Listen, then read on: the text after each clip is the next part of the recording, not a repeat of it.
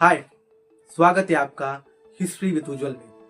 क्या आपने सुना है कभी भारत में एक ऐसा विश्वविद्यालय था जहाँ दुनिया से छात्र पढ़ने आते थे, जहाँ 10,000 से ज्यादा विद्यार्थी और 2,000 से ज्यादा आचार्य रहते थे। लेकिन एक दिन सब राख हो गया, किताबें, ज्ञान, सभ्यता सब आग में जल गई।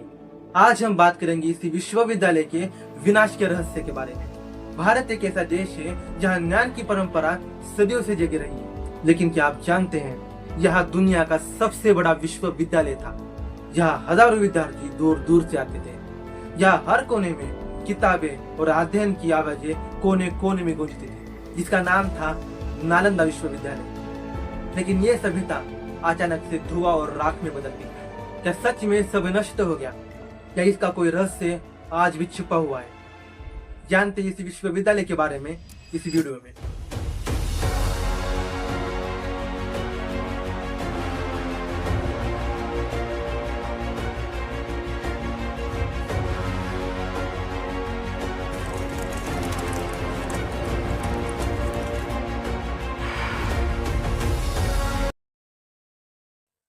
नालंदा की नींव रखी गई थी 5वीं शताब्दी में गुप्त सम्राट कुमार गुप्त प्रथम द्वारा। यह सिर्फ एक विश्वविद्यालय नहीं बल्कि एक ज्ञान का क्षेत्र था।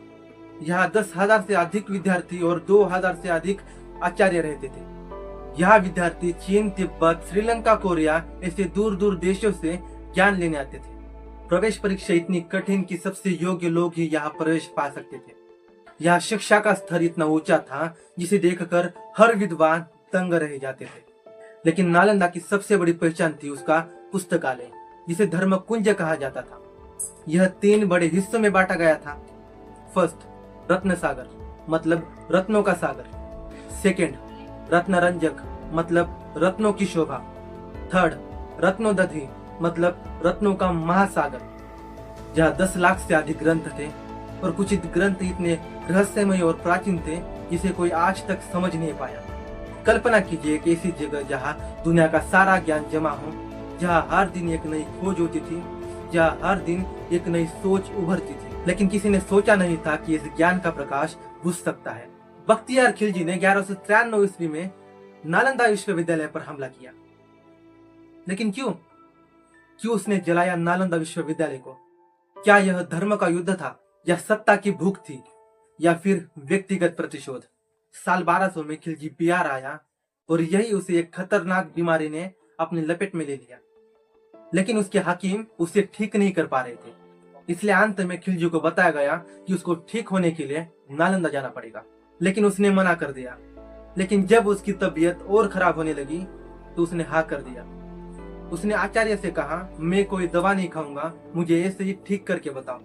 आचार्य ने उसकी बातें सुनी और हाँ कर दिया। उन्होंने खिलजी को कुरान पढ़ने के लिए दी और जैसे जैसे खिलजी ने कुरान पढ़ी वो ठीक होने लगा।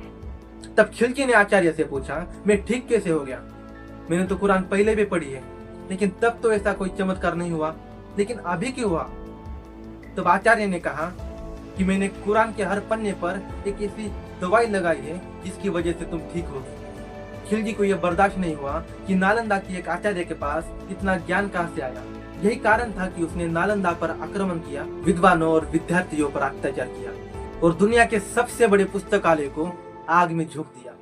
इतिहासकार कहते हैं यह आग महीनों तक जलती रही और लाखों ग्रंथ राख में बदल गए।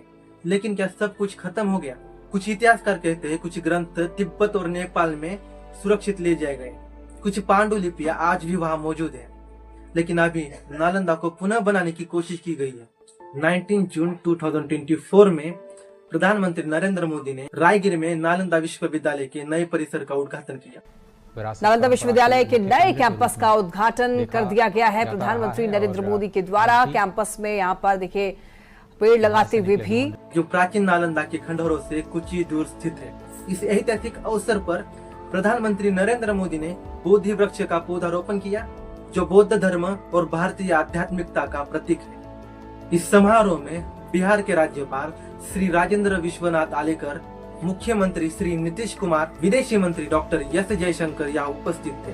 नालंदा भी एक खंडहर नहीं है, यह हमें सिखाता है कि सच्चा धन सोना या चांदी नहीं बल्कि ज्ञान होता है। सच्चा ज्ञान कभी नष्ट नहीं हो सकता, किताबें जल सकती है, इमारतें गिर सकती है, लेकिन विचार और खोज हमेशा जीवित रहते हैं। और यही हमारे लिए एक प्रेरणा है, चाहे कितनी भी कठिनाई आए, सच्चा ज्ञान हमेशा अपनी जगह बनाए रखता है। तो अगली बार जब आप नालंदा के खंडहर देखें तो सिर्फ पत्थर और ईंटें मत देखना, देखिए उन रहस्यों को, उन कहानियों को और उस ज्ञान की चमक को जो आज भी जीवित है। अगर आपको यह वीडियो अच्छा लगा हो तो वीडियो को लाइक करें, चैनल को सब्सक्राइब करें और बेल आइकन जरूर दबाएं। मैं हूं उज्जवल, मिलते हैं अगले एपिसोड में एक और रहस्यमय इतिहास के साथ। बाय।